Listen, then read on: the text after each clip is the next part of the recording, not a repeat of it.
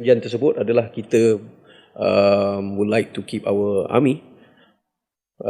Like Kebah Duli always said, which is quite controversial, that we don't belong to Malaysia, we are partners.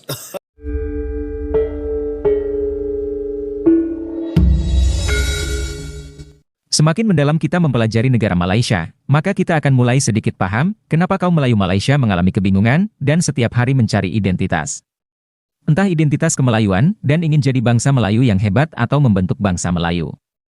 Atau juga impian menjadi bangsa Malaysia. Saking bingungnya kaum Melayu Malaysia, mereka sibuk berhalusinasi mengenai kehebatan tamadun Melayu di masa dahulu kala.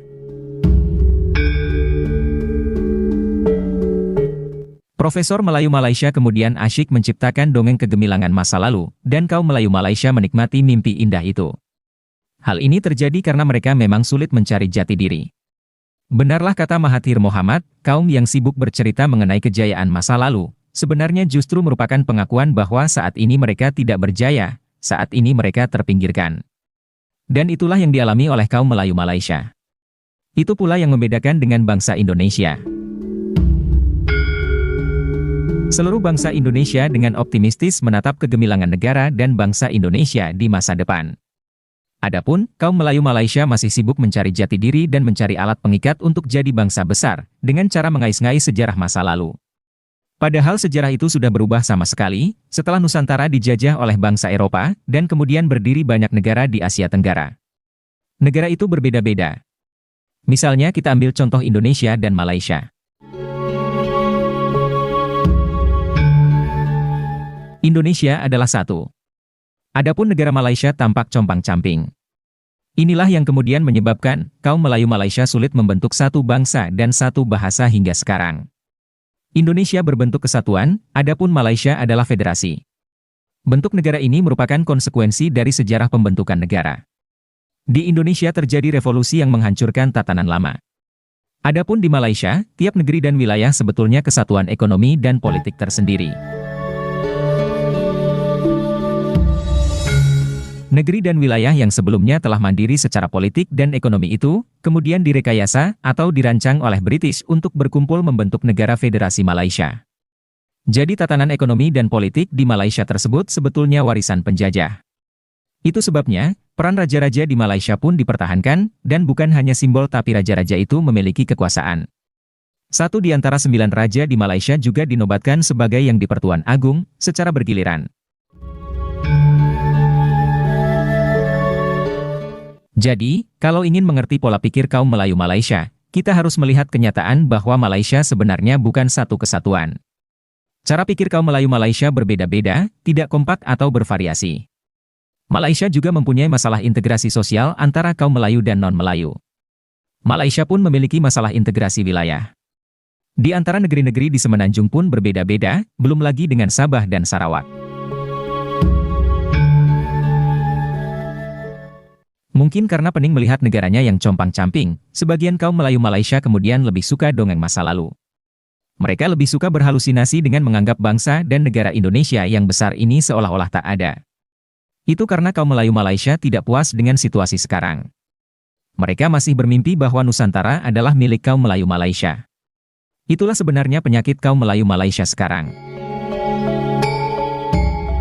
Selanjutnya, mari kita simak video reaksi berikut.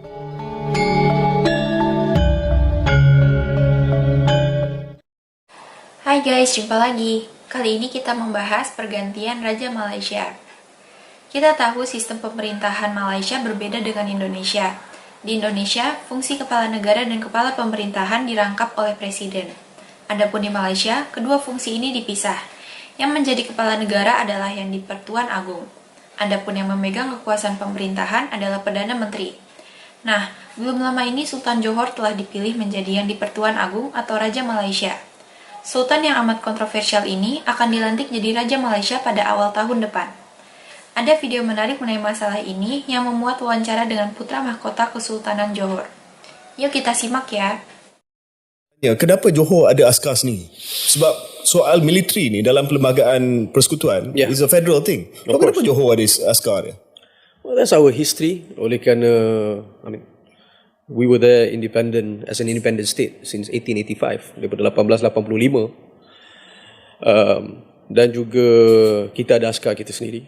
Apabila kita join Malaysia about 1948, kita ada Federation Agreement, and one of that Federation Agreement, perjanjian tersebut adalah kita would like to keep our army. And then ada perjanjian di mana but they were, tugas mereka adalah ceremonial purpose saja, to jaga keluarga diraja and the palace and what not. But of course the role mereka masih boleh diserapkan to the Malaysian Armed Forces jikalau terjadi sesuatu kepada negara dengan perjanjian atas perkenan ke bawah duli tuanku. Mana they can be seconded to the Malaysian Army. Dan sekarang ni di bawah tuanku ada modernisation, semua ada latihan gerak khas. All latihan komando. I boost the equipment as well. Yeah. So yeah, that is where we are today. Itu pasal lah Johor ada askar sendiri. Oleh kerana like Kebawah Duli always said, which is quite controversial, that we don't belong to Malaysia, we are partners. He always say that. So. Ya, kita berjumpa ni pada sehari selepas pemilihan Kebawah Duli tuanku Sultan Johor untuk insya-Allah ditabalkan pada 1 bulan Februari. Akhir bulan Januari. Akhir bulan. Bagaimana mengubah ataupun evolusi pemandangan dan pemikiran itu dalam konteks Malaysia sekarang? Kerana it's no longer just about Johor for you or your family. Of course. I mean, saya rasa Kebawah Duli tahu benda itu sangat jelas. Ini adalah tugas tanggungjawab untuk negara, bukan saja Johor. But you see, whatever keputusan-keputusan yang dibuat ataupun polisi yang Kebawah Duli ada agenda tersebut, benda tu pun akan memberi manfaat kepada negeri Johor juga dan juga negeri-negeri lain dengan cara tak langsung. So, I mean, it's a big responsibility. He is very clear about his agenda. He always say something about restoring the order. Kerana dengan situasi-situasi yang kurang stabil dalam negara, so nak memberi lebih kestabilan kepada negara, jadi Kebawah Duli ada dia punya plan that dia nak bekerjasama ataupun memberi share pendapat Perdana Menteri. So we'll see. I think it will be orang kata very interesting times. So, but what is your feeling for Malaysia? My your loyalty and your feeling beyond just Johor, like your. Oh, you see, loyalty and love, 100%, of course. My priority sebagai saya dilahirkan sebagai Tunku Mahkota Johor, tanggungjawab saya adalah untuk memikul berdasarkan dengan pengorbanan saya di dalam serving my people untuk negeri Johor. But sudah tentu, we are in Malaysia. Kita pun nak tengok benda yang bagus berlaku di dalam negara. Kerana itu akan memberi manfaat kepada semua pihak. Bukan saja negeri Johor, kepada semua negeri yang ada dalam Malaysia. Sudah tentu. So, my feeling for Malaysia, I want it to change. In terms of what? Okay, let's say now, we spoke just now about education. Yeah. Pendidikan. Saya rasa we should somehow improve kita punya sistem pendidikan kita. The syllabus of education in this country. Because today, whatever problem you see, all bermula daripada situ.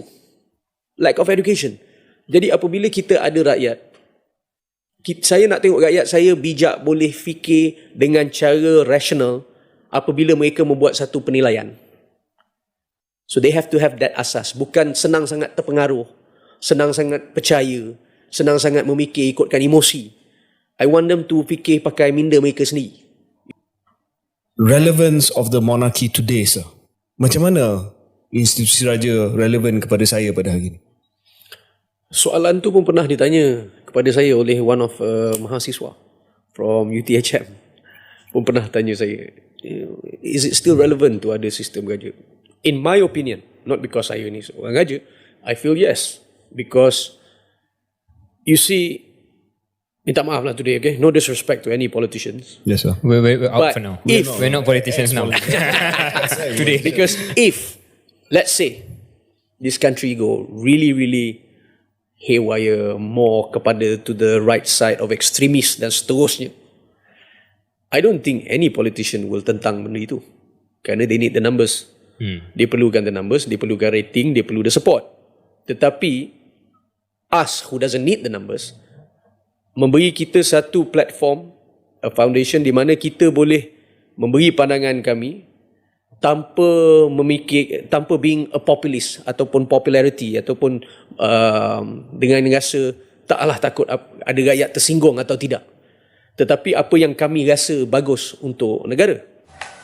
Begitulah guys pandangan Putra Mahkota Kesultanan Johor mengenai konsep monarki di Malaysia. Sistem monarki di Malaysia cukup kuat karena posisi raja atau sultan bukan sekedar simbol, tapi memiliki kekuasaan. Terima kasih sudah menonton sajian kami, sampai jumpa lagi.